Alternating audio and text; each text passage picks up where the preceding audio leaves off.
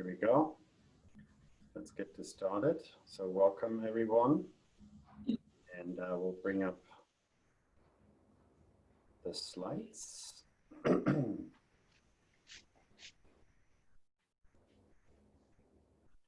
go. Yeah, so welcome everyone. Thank you all for joining today. I will kick us off and then I will hand it over to our main presenter, who is Julie Chase. She's the co-founder and head job coach at Dream Job Catchers. And today is all about building an intentional career with truly meaningful and fulfilling roles. And Julie will go into all sorts of details later on. Myself, I'm a senior director at SAP, and I look after the go-to-market strategy for our data integration and data portfolio. Data integration and data orchestration portfolio. And with that, I'm gonna go a little bit over the Zoom etiquette. So everybody's muted, and the Q&A we will do through the chat. So just submit your questions. Most of them we will do at the end, but if there's anything that you want to ask right away, then feel free to post it, and we will then read it to Julie to respond right away where needed. And also the entire recording, all the slides will be posted in a blog within a week. And then you can find this on womeninbigdata.org. Yeah, with that, a little bit about Women in Big Data. It's the mission of this organization is to champion the success of women in big data and their careers. And this is obviously not just big data is a broad term, but this really applies to everybody in the data space. So women, data engineers, data scientists, also data visualization engineers, but also more the business side where we have salespeople, where we have business roles, and so on.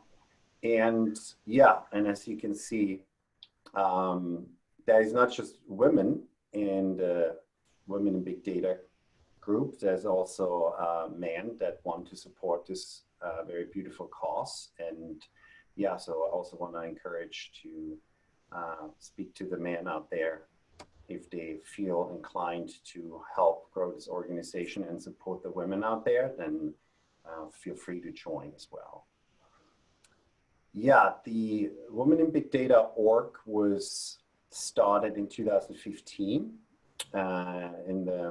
in June with just a few members that had this idea and came together to create this beautiful organization with the mission that I just outlined. And as you can see, it grew quite tremendously, more than doubled over every year. And now we are at over 16,000 members worldwide. We are presented in 6 different continents. And yeah, and so a lot of the things we do is we host events, networking events. We do technical and also business trainings that we conduct. Of course, right now, everything is done online, but at some point in the future, we will also have those networking events again that are very well received by our members. Yeah, and if you looking at the sponsors that we have, so SAP My Employers is also a sponsor, and we have a lot of more. And we're very grateful for all of them to support this cause and yeah, help women to do very well in this industry.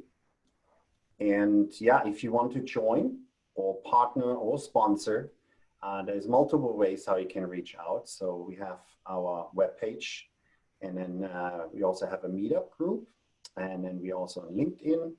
We have a Facebook group, and you can also follow us on Twitter and Instagram. And there's also a little video link here where we briefly describe what Women in Big Data really is about. Yeah, and maybe a little bit about how I ended up with women in big data.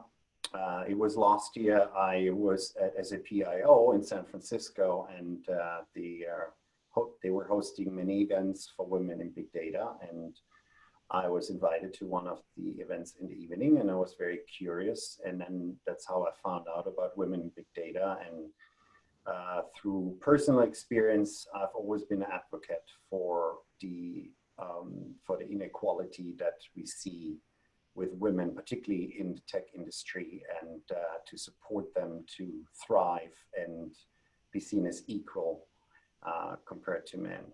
And yeah, and so that's a dear cause to myself, and that's why I've been a member since then and help as much as I can. And yeah, and I met Julie through a common friend. And through that, I got in touch with her and then learned also through my friend about what she does. And then had another friend who actually started working with her, engaged her to help him to find his dream job. And I was just blown away by the way she is going through the whole program, how she coaches people along the way. So this is very exciting. And I think this is very valuable to a lot of you. So yeah, with that, I'm handing it over to Julie to continue the session and take us through her content. And I will stop sharing.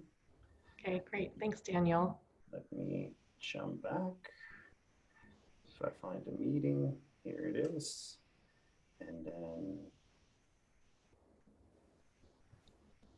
cancel. So now you should have access again. Okay, we're almost there. Perfect. Is that working? Okay. Can you guys see my screen? Perfect. I can see it. Okay, great. It worked. Yay. Hi, everyone. I'm thrilled to be here today and have the opportunity to share some best practices and stories that will help Actually, maybe quickly, Yeah. I can see your percent of you. Maybe you want to swap that on the top. You can do this. Okay. Here you go. Perfect. Thank you. Did that work? Okay. Oh, to be technical savvy in today's world. But yes, okay, good. We're good, right? Yep. Okay, I'll start over then. So hi, I'm thrilled to be here today and have the opportunity to share some best practices and stories that will hopefully bring you guys some clarity around building an intentional career and making your next career move. I'm a big fan of women in big data and proponent of your mission. I love that you lift up and celebrate women in your field. And I love that you're investing in yourselves professionally and personally, and that you have, events like this and that kind of thing to learn and grow. So here's what I want to cover in the next 30 minutes. I want to define what an intentional career is and even define what a dream job is, and then go through some actual steps that will help you make a successful career move. At the end, I'm going to share a few special offers for the Women in Big Data attendees, and hopefully that will help you keep moving forward and advancing you as you look for your new next job. So just a bit of a background on me. I have an extensive background in tech. I was in marketing for over 20 years at B2B tech companies. And I really loved marketing. But the thing that I loved even more was, and where I found my true passion was in building and leading marketing teams. And I found my joy in actually helping people define and achieve their career goals, whatever that would be in their next step. And I loved helping them navigate their job search and supporting them along the way. And so I was able to leave the corporate world and do what I truly love and created Dream Job Catcher with my co-founder. Dream Job Catcher helps high caliber leaders define and achieve their next career move. And we do it through two ways. One is an online course, and the other is a one-on-one coaching program. Both are built on proven frameworks and the most effective job search strategies that we've seen through the hundreds of clients that we work with. And our mission is to build the best programs to help people find and land their dream jobs so that they can increase their fulfillment and live their best lives. But first, I have a quick poll question for you. First, I have a quick poll question for you, and Daniel, I don't know if we can get you involved. Yes, it should be on the screen now. And okay, so the question is, do you know what your dream job is?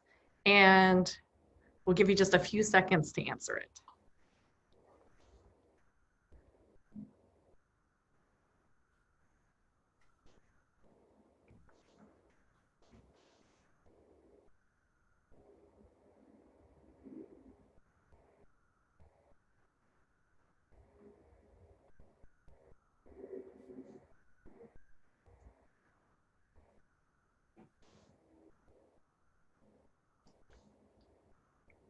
Okay, Daniel, can you see, are we getting good results here? oh, we got 85% participation.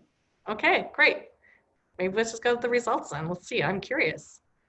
All right. Here we go. Okay, yes, not sure. Okay, no, actually that's pretty representative of the people that we talk to, whether they become clients or not. So we talk to hundreds of people each month. So that's pretty, you guys are pretty much like on par there. And I think one of the reasons why is because it's hard to well, let's go into my definition of a dream job, because then that kind of helps clarify things. But I really have this very simple definition of a dream job, and it's just one that you love and thrive in. It's where you love the work that you do and the people that you work with. You're being able to live your authentic and best self every day. You get to realize your potential, and you get to feel you're at a place where you feel valued and appreciated. And also you're earning the salary that you deserve. And so I truly believe that our careers should be filled with many dream jobs. But the reality is that most people I talk to are not in a dream job. And I think that the biggest reason for that is that people have an organic career, including myself, by the way. And I define an organic career as a career path that you take because opportunity presents itself. It's when a recruiter calls you up to discuss a role, or a colleague gets a hold of you because they've heard of a job opening in their group or the company, or even like you've been given a promotion that you just instantly accept. I mean, all of these are really great. It means you've built a solid reputation because you've worked hard, you've produced results, and you've made a big impact. But the hard part is we might be pursuing them or accepting them because we're flattered, we're ready for a change, or we're afraid that we might be missing out. I mean, it could be the role of a lifetime. And when these opportunities present themselves, something strange happens. Everything that kind of bothers us about work, even if it's like the little things, they start to blow up and intensify. And then we reach this point where like, oh my gosh, I gotta get out of here. And then that's not the best mindset to pursue a new role. And then and to just even amplify that, and then if we're not really clear about what we want, then it's really difficult to know what's the right role. And it's difficult to select the right job. So when you don't select the right role, or you're not really sure about it, it's probably because it doesn't align to what you want your career path to be like. You're not maybe given the opportunity to advance skills. And when you kind of stop and look back at your career to date, you kind of might see this trend or this pattern of things that, wow, I didn't really love the work that I did, or I wasn't really passionate about what I was doing. And some of us have woken up to like this mid-career crisis feeling like, where are we? What have we accomplished? And how did we even get here? And there might be some level of unhappiness. And the truth is, because we spend 1/3 of our lives at work and we're not happy at work, it's going to impact all aspects of our life. So then this is where, the good news comes in here. So we can build an intentional career. An intentional career is just one that you base on what's most important to you. It means taking a proactive approach with yourself, a proactive approach in your career through self-reflection and intention. You're digging deep into understanding what you're good at, what you're passionate about, and what really drives your fulfillment. So when you build an intentional career, you're going to have like a series of amazing roles at great companies. And you get to realize your potential because you're continuously learning and growing. You're inspired. You have a higher level of fulfillment and happiness. And the good news here is whether you have 5, 10, 15, or many more years left in your career, it's never too late to start building a career that gives you purpose and reignites your passion. So now that we've kind of like defined that, we're going to go into specific ways that you can start building this intentional career and make a really good strategic career move. So the first part is establishing a growth mindset. And a growth mindset is really essential to a career move.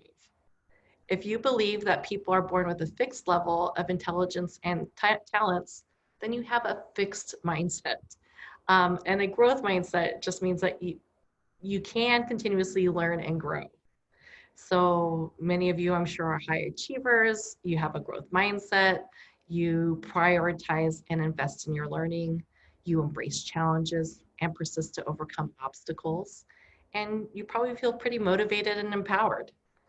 I know that you have a growth mindset because you're attending this webinar to learn more and hopefully develop your career. High achievers with a growth mindset also have a strong belief in themselves. And I love this quote because, whether you think you can or think you can't, you're right. It's simple, but it really encapsulates the fact that we have choices. And if we're able to ground ourselves in the belief that we can achieve our goals, then I absolutely believe we can. Okay, so now we're going to go into specific worksheets or exercises. And the first one is a worksheet and I mentioned that I'm going to share some worksheets. And this one is about writing stories. And it's basically you're going to write 2 stories. One is your current story, and then one is your desired story or desired situation, which I call your new story. And I'll share the worksheet with you later so that you can do it later. And the first one about your current story, you want to think about things, and I've led with some questions that can prompt you, but what does your current job look and feel like? What kind of manager do you have? What kind of colleagues do you work with? How well or not are you compensated? What's the culture like? And when you go home, how do you feel about it? Or how do you feel good or bad about your job, and how does it affect other aspects of your life? So this really helps paint a clear picture of what's good and bad, and then also what's important to you. And it might surface some issues that you even really weren't aware of. Then on the next one is to describe your news story. And it's actually answering the same kinds of questions, but this time it's in the context of, if I'm in this perfect role at this perfect company, what am I doing? What kind of work am I doing? What kind of people am I working with? What is the executive leadership feel, or what are they like? And what's my manager like? So that comes from a different lens and will feel different. And then when you get to compare the current versus the new, it will help you be able to see some of those gaps and where you want to concentrate or fill in as you look for your new role. I actually put in an example here. So let's go into this one. I'll just read it really quickly. So this is a news story. I love my new job. I'm in a leadership position that creates and executes sales strategy across a global organization. My company embodies and practices its core values, which are aligned to mine. I have an amazing boss who values my work and supports me. My colleagues are exceptional and really fun to work with. I continuously learn and grow and have many opportunities to grow. And I have a great level of fulfillment and happiness. I have way more energy when I go home. I now go on walks with my partner and feel more connected. I have a more positive outlook on life and look forward to the future. This is really a simple but powerful exercise. When we document where we are and where we're going, it actually creates a new pathway. It helps us become clear on what we want and where we're going. And then we can reinforce this even more when we create our career vision and intentional goals.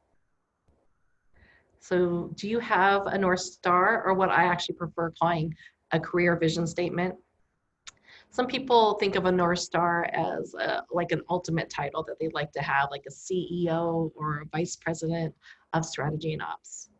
But I encourage you to think of a career vision as a lofty goal that aligns to what really fulfills and inspires you. So here are just a few simple examples. I want to lead the creation of a new product category. I want to be a thought leader in digital marketing.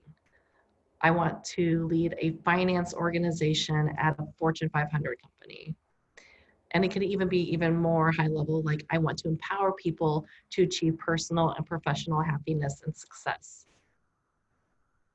When you have a North Star, it makes it easier for you to choose jobs as long as they align to your career vision.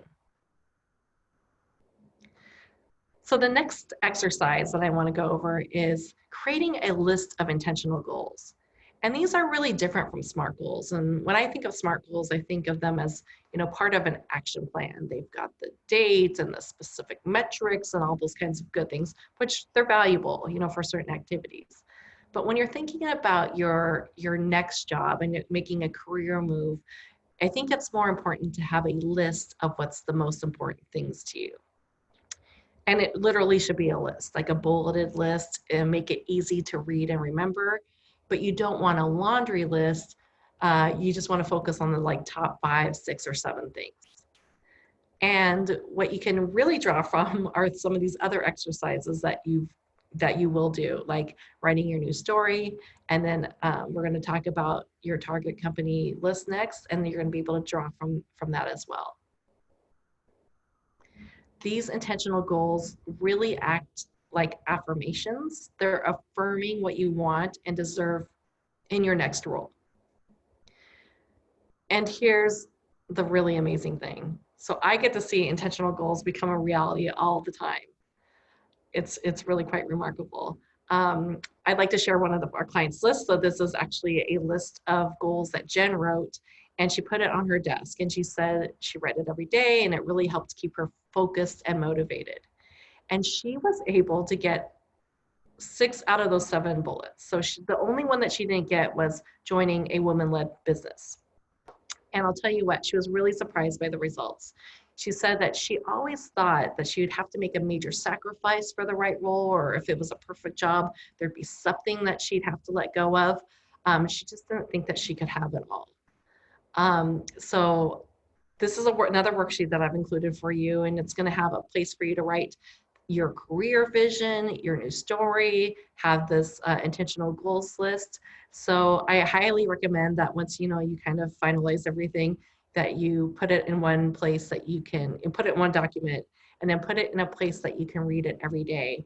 Because our thoughts are really powerful, and if we fill our mind with positive thoughts and things that you're aspiring for or leading toward, I think it's really going to make a big effect, and it will help you reinforce belief in yourself and your ability to achieve your dream job.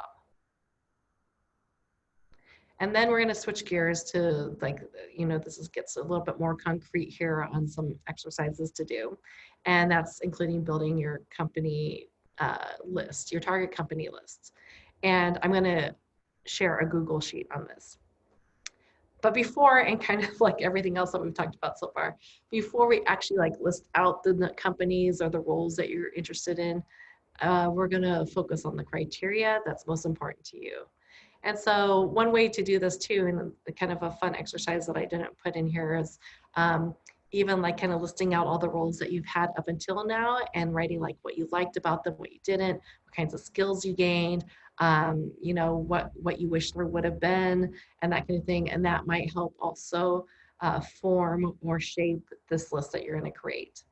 And on this slide, I've actually listed some criteria here for the role and company. I know you're going to have some other ideas, and you'll want to elaborate on these on these things, but this will be on the first tab of the sheet that I'm going to share. And just kind of to let you know that the role, of course, is important, and you want to make sure that you're going to a role that you're really excited about, passionate about, that will help stretch you. But it's more, I'd say equally, but probably more important to focus on the criteria for a company, because, and that's like adopting a company-minded job search. And that's because you want to join a company that's healthy and thriving, one that fosters lateral and upward mobility. When you're at a good company, you're able to create opportunities for yourself. And then all of these things will contribute to your fulfillment and longevity there. So this is just like a screenshot of the first tab of this Google Doc, so you'll understand what it looks like. And one thing that you could do too that I recommend is when you get to this criteria listing part, is do kind of above the line and below the line. So above the line are the must-haves, and then the below the line are the nice-to-haves. Okay, now we're going to get into like so what roles do I put here and what companies do I put here? So, just kind of like with everything as that you should be doing probably as a brain dump. So, not limiting yourself, anything that's been back of your mind or forefront of your mind, even though you're like, I'll never work there. Like, just being able to like let everything go and like, and brainstorm there. And then look, once you've done that kind of level of exercise, and really looking at best places to work, maybe some business journals. I live in Seattle, and Seattle has a GeekWire 200 list, and that really focuses on the top tier private tech companies. So that might be like a good resource or something like that in your market. And then you want to look at Glassdoor. Sometimes Glassdoor has some best lists, but even when you're kind of looking at some of the companies that may or may not make it in this company list, it's good to look at their reviews, not just the reviews of the company, but reviews of the CEO, taking a look at the company website, and not just like to understand what they focus on or sell, but also their careers page, like see if they're doing a lot of hiring, because sometimes that's a good signal that they're growing. And definitely check out like their careers page with the vision, mission, and core values, and make sure that it sounds like something that aligns to what's important to you. And then when you get to that kind of like, hey, I feel like I've got some companies that I'm interested in, then on the second tab, there's the company target list, and that's where you'll put them there. And I'd say like a good starting point is anywhere from 10 to 20. And you don't have to rank them, but I would say put the top 3 to 5 at the very top, because you can't look at all of them at all once. And so I'd say just start with a few, and we'll get into the networking part in a few minutes here on what to do with them. But for now, so like we'll come back to that, but let's talk about your market value. And the reason why I'm kind of squeezing into the market value here, because the negotiation starts with that first call with the recruiter. Sometimes people say like, oh, I'll negotiate a great package or whatever when I get the offer. But really it starts with that often most dreaded question, like, what are you looking for in terms of comp? And the number that you give them is critical, because it usually becomes the starting point for your offer. And you want to give a number that you feel confident in, and you'll feel confident, and especially this group will feel confident when you have a number that's based on data. And so for those of you who don't have LinkedIn Premium, I recommend subscribing to it. There's a free trial, so you can just sign up and see if it's helpful for you. They have this feature called Salary Insights. And the range of the comp is pretty wide for the roles, but it really does give you a good solid ballpark number. The other way is to, like, there's kind of two go-to reports for me. One is Glassdoor salaries, and this is also like a ballpark number kind of resource for you.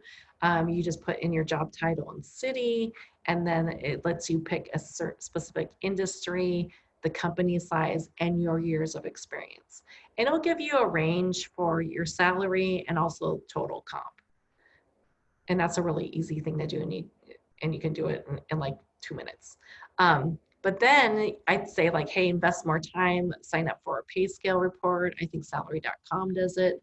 But for me, I've done pay scale several times and so have our clients.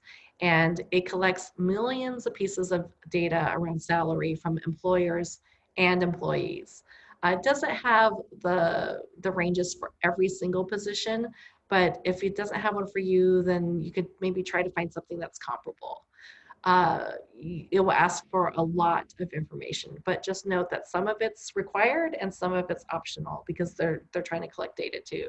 So just pick and choose like what you want to share with them. And I love this report because it gives you the median. It shows where you are within the range based on your years of experience, the type of role that you have, and the market that you're in.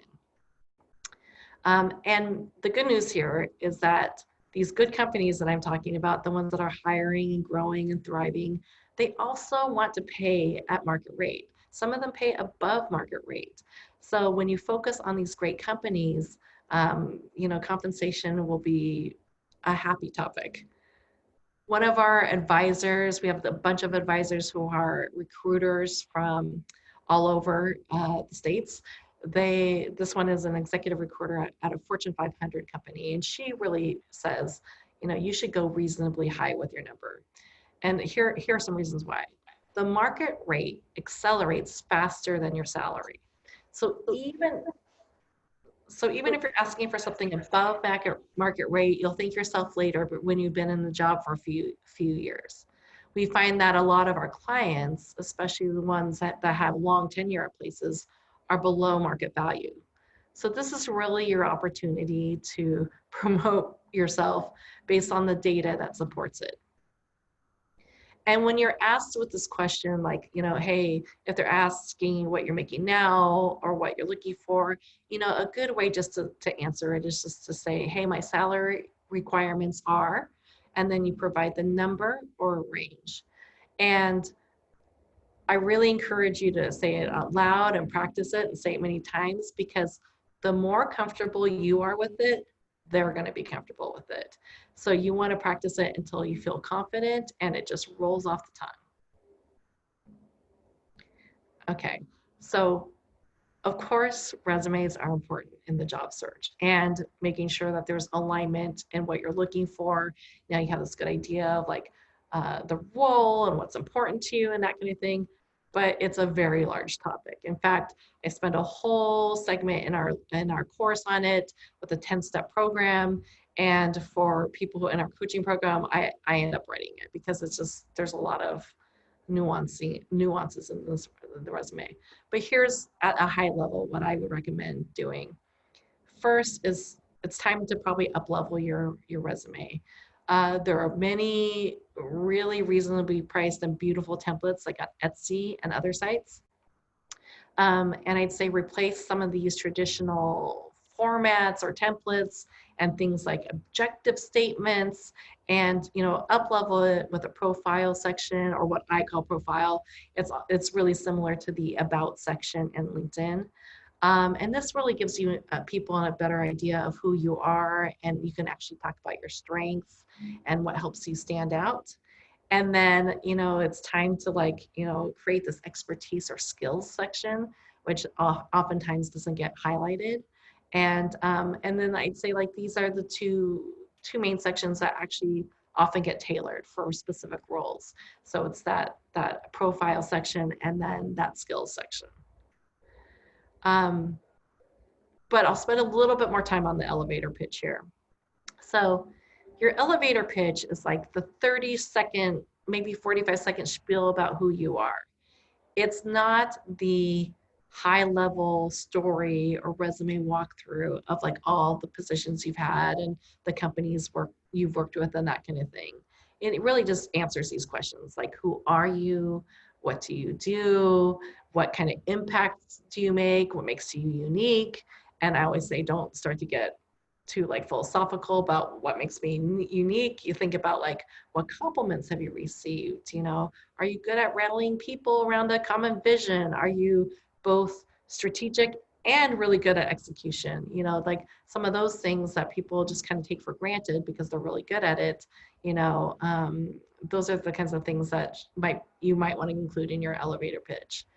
And then when you think about it, or let's get into some of the overarching guidelines. Some guidelines is you want to keep it high level. You want to focus like on all those kinds of questions that I just had, but you can mention a company or program as a proof point, but otherwise it really stays more about you. And the biggest guideline is to keep it conversational. So the first draft will always be more formal because you're writing it out, right? And I really encourage everyone to write it out because it takes, you know, the shorter it is, the longer it takes, that kind of thing. But you want to make sure that you're bringing out the best and highlighting the most important things about yourself. So it takes time. And then I want you to practice it out loud. Record yourself, you know, use the voice memo or other apps that you can do and really listen. And when you listen, you're going to end up making more tweaks and keep practicing and making more edits and that kind of thing until you get to a point where like, wow, this really sounds good. And I'm able to deliver it in a natural way. And that's like the best thing that I can tell you about a pitch.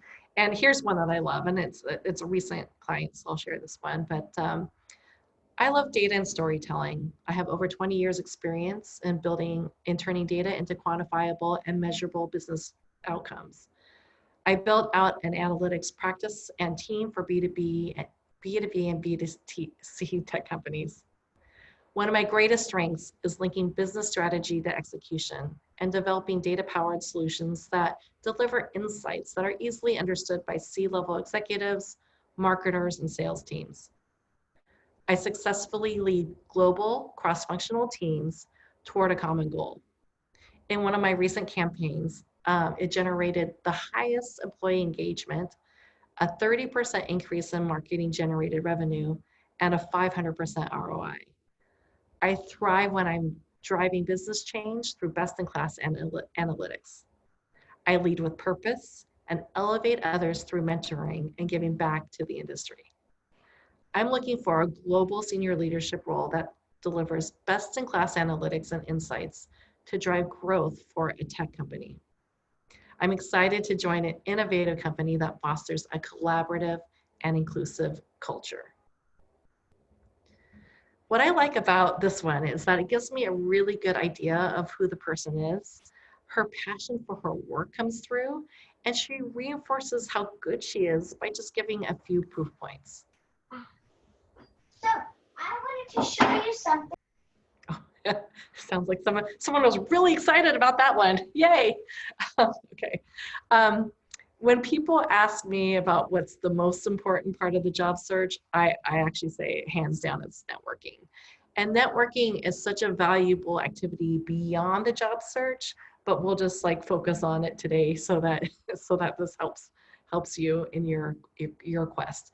But really when it comes down to the job search, networking helps get intel on the company because we don't even know sometimes if that's the right company or not for us.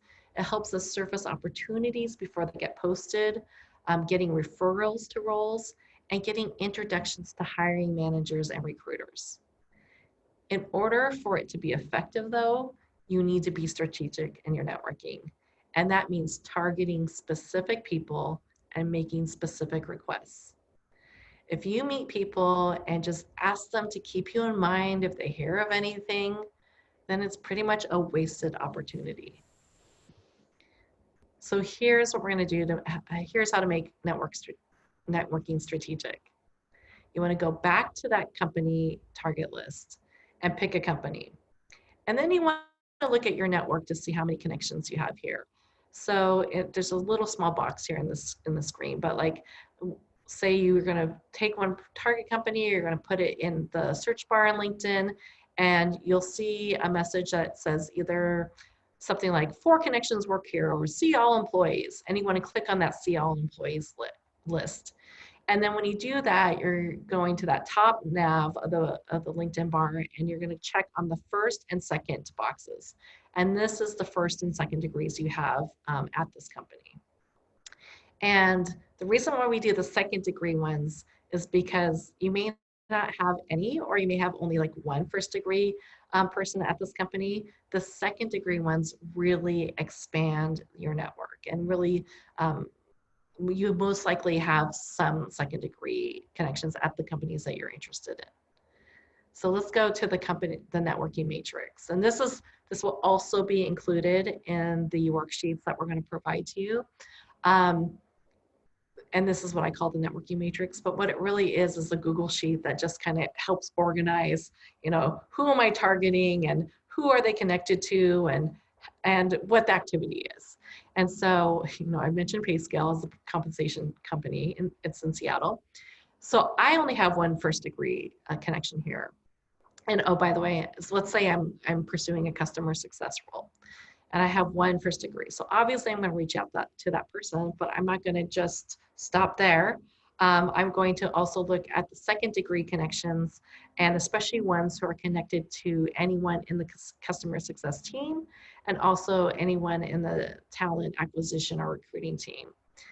This company is actually pretty small. It only has 500 people or 600 people. So I think I have a pretty good chance in getting at like the VP of people. But for any bigger companies, I'd say just focus on, a couple of talent acquisition people. And especially if you're able to tell that, hey, they're dedicated to hiring for the specific department that you're interested in. So in this column thing, I've listed, like, here are the target people, here are the people that I want to meet. Here are their titles, here's what degree they are to me. And then in the connections, it's just listing our mutual connections. And these are all people that I feel very comfortable with in asking for an intro. And so, I've made some notes. Hey, I've reached out to this person. I actually also don't feel like I need to just ask one person per target contact. I'll ask a couple, because what's the worst that's going to happen? So you'll get 2 offers saying, yeah, yes, I'll introduce you. But like that, you could just use the first one, or the one that you feel like is closer, or that kind of thing. That there's usually not an issue with that at all. And if they both proactively introduce you, that person's going to think like, wow, I really need to meet you, because everyone thinks that we need to meet. So this is just a way to think about, like, you take it for your target company list, or you have a role that has surfaced and you're like, wow, this looks like a really great role. I want to be opportunistic about it. So you look and you dig into that company and you see how you're connected. And that's what your goal is. You're trying to get introductions to key people within the organization. They may not be like the hiring manager or that kind of thing, but that's okay. Your first conversation might be just to gather intel, just to make sure that it feels like the right company still, or that the opportunity sounds like it'd be a good fit, and that kind of thing. So that's where you want to go with that first entry point of networking. And just one more thing before we leave this topic, don't discount dormant ties. Research shows that dormant ties can be more helpful than your closest ties. And dormant, I mean people who you worked with or have known years ago. When you reconnect with them, they're usually very happy to hear from you, and very helpful. And because they know different people as well than your closest inner circle. And the one thing that I'll tell you from all the clients that I work with, it just seems to be one universal truth with this job search, is that we cannot predict who's going to be helpful or not. We have clients who say, oh, I work so closely with this person, or, oh, this person's my friend, I know they're going to help. And then surprisingly, sometimes they don't even respond. And then some people will be like, yeah, I know this person, but not that well, or it's been so long, and that kind of thing, and they'll be the first to respond.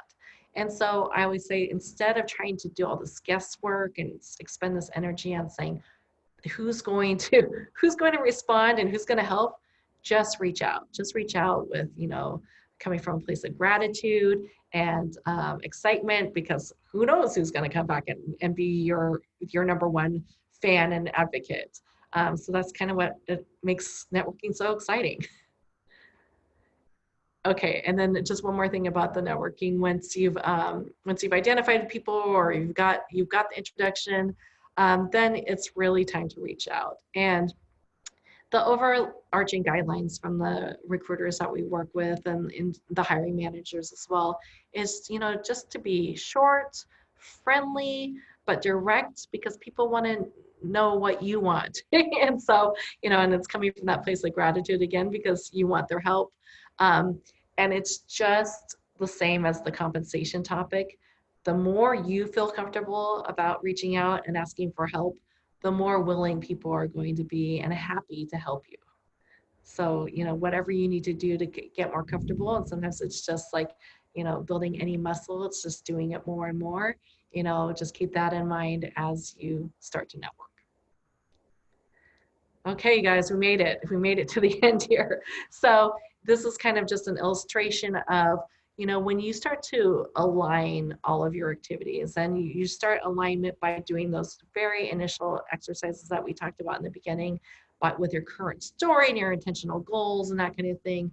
And then you're bringing that intention as you're creating your resume, as you're writing and drafting your elevator pitch, and then building that target company list, and then identifying who you're going to reach out to. And that's really what I call, where you have 360-degree alignment. And what all these efforts do then, it presents yourself in a cohesive way. So much so that when you start to talk to people about what you want, who you are and what you want and that kind of thing, they really get it. And when they get it, they're going to be more willing to help you. So like just taking these few simple steps and doing these few specific exercises can really be helpful. And it also does something else. It helps build your confidence. So when you feel good also and understand what you're looking for and what you want, you become this more attractive candidate. And that really helps advance the process, the job search journey faster, and helps you get a better offer. So as I mentioned, I was going to go over some things that I wanted to offer to this audience today and anyone who watches the recording. And that's a free 30-minute coaching session with me, free templates of all these worksheets that I covered in this webinar, and that will be in Daniel's blog article next week. And then we have this online course that is really comprehensive and goes through every stage of the job search. So we have a special discount for you on this page. If you go to dreamjobcatcher.com/WIBD, you'll see that we've listed that special price for you. And then here's my contact information. Even if you don't want a coaching session, feel free to connect with me on LinkedIn. I write a lot of blogs, and so you can, check out to see what I'm writing about or what I'm sharing from our clients or trends that are going on. And or you can email me directly. And even if you just have a question that you want to ask, let me know. I'd love to hear from you. Thanks. Thank you, Julie. Yeah. That's wonderful. And yeah, now I want to encourage everyone who is listening in to ask questions in the chat. We'll give it a few more minutes. So far, there haven't been any questions yet. Oh, because I gave everyone so much information. You did. You answered them all already. Yeah. No. Yeah. So please feel free to type in any questions you have. And if not, then we can also close the call. I think I don't see any questions coming in. There's a lot of thank yous and introductions as well. Great. I'd love to talk to you. So when you have time, just drop me a line. That'd be great. Yeah. Well, there's one question. What do you see as the main way people can change the course of their career? The main way. I'd say the course of your career. So if it's a role change, if we're talking about like you want to take it in a different direction because you're interested in a different industry or a different role or that kind of thing, let's pick the role. So the best advice I can give for making a role change is within the company that you're already at, or going to a new company with the expertise that you are, and so your entry point is the role that you're kind of already at, but it's with the intention of getting something else, so like if you're in program management but you want to become a product manager or that kind of thing, you could even indicate, when you especially get closer to that offer stage that, ultimately long term, or it just comes up to in long term, it's just being very open and transparent. Like, hey, I love what I do. I'm really good at what I do. Ultimately, I would like to, deliver products, develop products or something like that. When I was at Concur, I had a salesperson who was really interested in joining marketing, and there wasn't anything open at the time. And so I told her, I said, hey, we have this initiative that we're working on, and we could use some extra hands. And so she volunteered. She actually helped us write some messaging and work on a virtual event and some other things. And then the next time we had something open, she was the first one that we asked to interview, and she got the job. So if there's different, and I know there's different volunteer options and that kind of thing that might be in your discipline, just things that you're developing your skills, taking classes, certifications, and that kind of thing in the area that you're interested and want to go to. Yeah, thank you. We have quite a few more now coming in. First one that I overlooked is, if you are new to the tech industry or any industry, what's the best way to explore different roles and opportunities? How would you reach out to others in roles that are interesting? Yeah, I think, so one thing that I do find common, and even for me, is when people say like, hey, I'd really love to learn what you do, and just how you, and about your career path. So people love to share. They love to share about themselves. They love to share about, their progression, and they love to give advice. So I'd say identify people in roles that you think are interesting, and then just ask. It used to be ask to take them to coffee, but now, but even before this current, COVID land that we're living in, I'd say about 65% of all of our clients networking happen on the phone. There's just less commitment and that kind of thing. And it's even better now because you could do Zoom calls and that kind of thing. So at least there's that face-to-face connection. But I would just say, hey, hey, do you have 15 minutes to do a quick video call? I just love to learn about your experiences and that kind of thing. And the truth is, if they like you and they connect with you, they're going to talk longer than that. They're going to offer to help. They're going to offer to make introductions. And for you, because you're not sure if this is the right industry or the right role, you just want to ask, you're coming from a genuine place of discovery. You just want to find out. And so that will come through. People will be very interested in you, and then you're going to learn a lot more. And then when you say hey, this is the role that I'm interested in, then it's you already have this network of being able to ask them how did they get in, or how would they advise them to get in, or figuring out what kind of role that they should go in, but then pivot to that ideal role. Thank you. Next one, how do you get over the uncomfortable negotiation of telling companies your previous salary? Okay, well, I'll say this, most states now, well, maybe not now, most, I think half states now have made it illegal to ask that question of what are you making now, or what have you made? Because it's trying to narrow this diversity and equity gap. So that's good. Now, some of it doesn't take it into effect until next year or the year after that. So the question still might get asked, even if you're in a state where that's been banned. But I always say, it doesn't matter. It doesn't matter what you made. You answer the question, even say, so what are you making now? Or whatever. You could say oh, based on my expertise and my experience, my salary requirements for my new role, or for this role, is, whatever that number is, or the range. And just feeling really good about that. And then this is the key, just to be freaking quiet. And it's really hard, but just bite your tongue or do whatever, and then let them respond. And if they come back with, they say oh yeah, that's in the ballpark, great.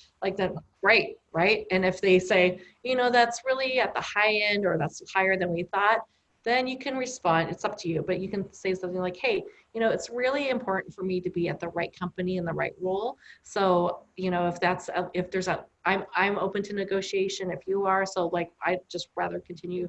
I'd like to continue the conversation.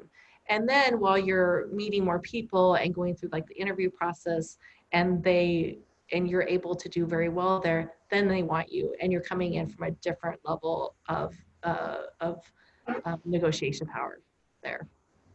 All right.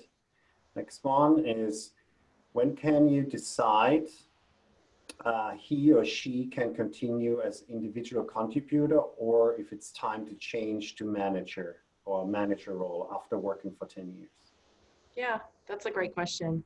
I think some companies are getting better at this because not everyone's meant to lead people, but some people are, they should be leading, that kind of thing.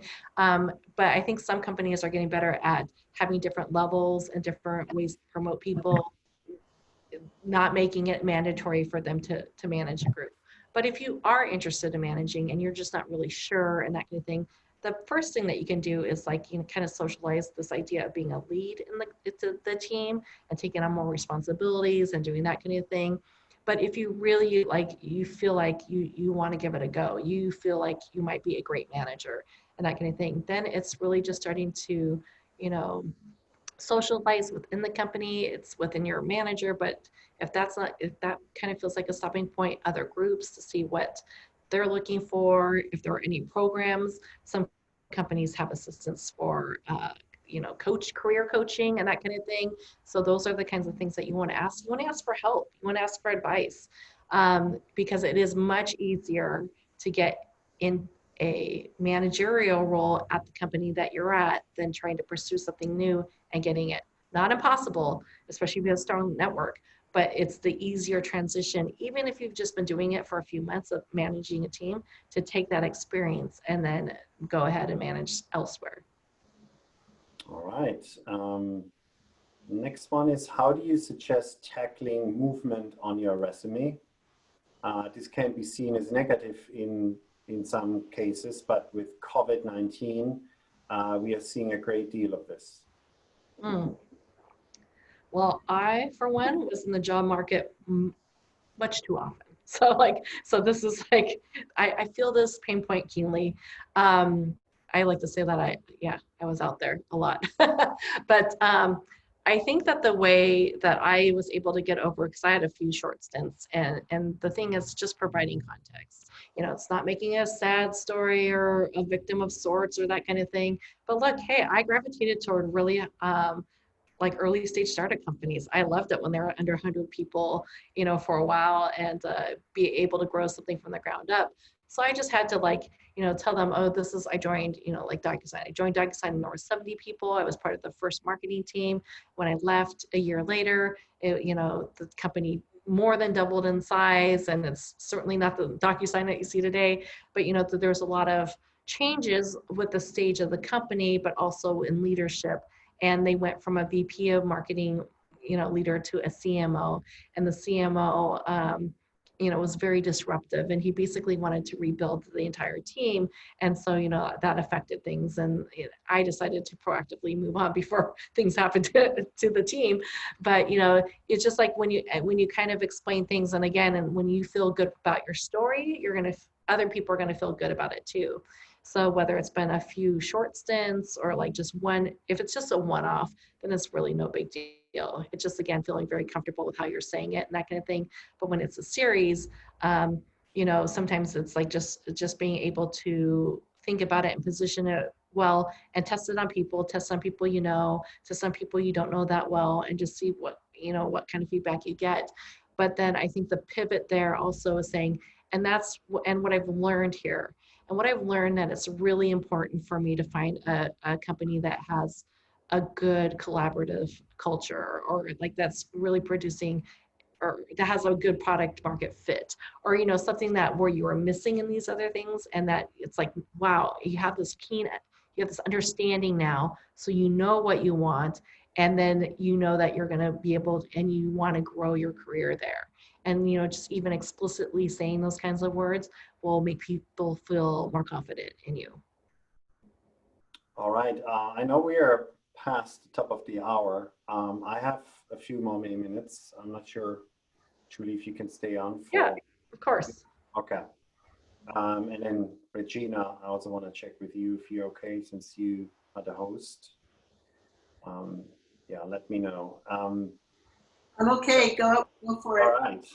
So the next one was, I hope I understand it correctly. I tried to read it properly.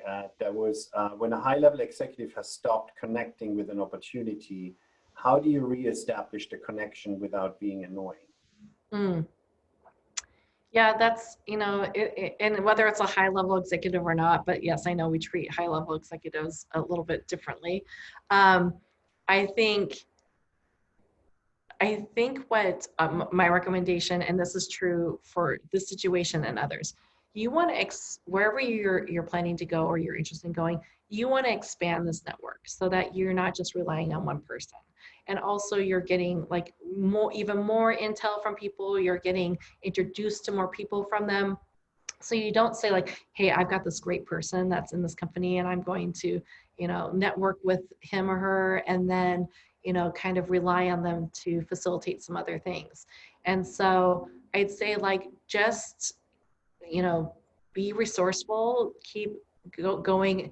It's not like you're going around them or anything. You're just going in a bigger circle and that kind of thing, and seeing if anything can surface. And then I think if this is a little bit, you have to kind of gauge it, what feels right to you. But if you have mutual connections with that person, even though if that person's a first degree to you, but you're like, hey, they speak on your behalf, or they say like, oh, I hear that, Joe is still interested in this position or your company, or you've been talking to him, or whoever it is, then, you can kind of like probe a little bit or see if that moves anything. Okay. How does one find out the right role, the right kind of role for themselves? The job descriptions don't always reflect the day-to-day. Yes, the job descriptions most likely do not reflect the day-to-day. Sometimes they're written like laundry lists. Sometimes they're written so high level, you're like, sure, I can do that because I think anyone can do that, So yes, we definitely don't want to rest on the job descriptions. That's why, actually understanding, or you're networking also to get in front of someone in the team, even if it's not yet the hiring manager, just to understand, hey, what does this group do? What do these kinds of roles at this company do? So this is where networking is valuable. I mean, you're probably tired of me saying it already, but like, this is where I'd say, network within the company to understand that role better, but you can also network outside of the company, even the company that you're at. If it's a certain role, you just to clarify, hey, what does your day-to-day look like? What do you spend 80% of your time on? What do you spend 20% of your time on? So it's just really, I think you don't really know until you really get to talk to people within that company and within that role. Yeah, and then, so I will, no more new questions, please. Please reach out directly to Julie if you have more questions, as she offered it, but I'm gonna go through the last two ones. Could you give any tips on how to network on LinkedIn with people outside your connections? Yes. Just connect to that. Just connect, use that connect button. But I think the thing that, and this is from our recruiter friends and advisors, they will accept ones when they've done a little homework. Like, hey, I really like what you're doing in the autonomous vehicle space. If that's something unusual for the company, or, hey, I just read this press release on this, or congratulations on your funding, or something that's like kind of specific to that company, or it could be specific to them, not in a personal way, but in a professional, like, hey, it looks like you've been at really great companies. I'd love to hear about how you decided to move to company X, or something like that. So just keeping it really short and simple, connecting to them. That's kind of like the best outreach. And we've had our clients have consistent, mild success doing that. So I'd say like, don't take it personally, just invite and move on. When you see, I'd say like the kind of roles, 2 tries and then give up. So if you see something else like that's newsworthy or that pops up that's relevant to them, you can ping them again and just see if they accept your invite. And then once you're connected, then you can message them and ask for, 15 minutes of their time or something like that. Okay, last one. Sometimes recruiters are very pushy about finding out what your current salary, in spite of laws, is in place. Yes. How does one handle that? I'd say be pushy back. I mean, I'd say, like, this is where having like this solid number that you feel really comfortable with, if you feel like like, so you feel ready to give it. But if you're not, and if you, or you feel like you need to like do more intel first, like learning about the company and even getting intel from the employees there, then just say like, you know, hey, I'm not, you know, just say like, hey, I'm not ready for that part of the discussion, or you know, I just really like to learn more about the role first to see like this, if this is even a match. And you can say something like, I'm sure if it is a match and it's like there's interest on both parties, we'll be able to figure something out, you know, or it's all going to work out or something like that. And just, you know, hold firm to that. All right. I think that was everything that I could see. And yeah, maybe then thank you very much, Julie. Oh, Really thank you, appreciate Daniel. all the help. Thank you, Daniel. Yeah. Thank you, Women in Big Data. And thank you all for attending. I really appreciate it.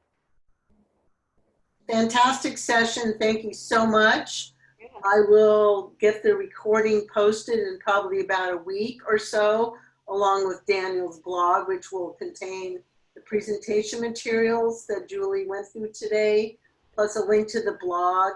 And don't forget Julie's amazing offer to the community. Thank you all for your participation. I'm going to stop recording now. Have a great day. Thank you. Bye.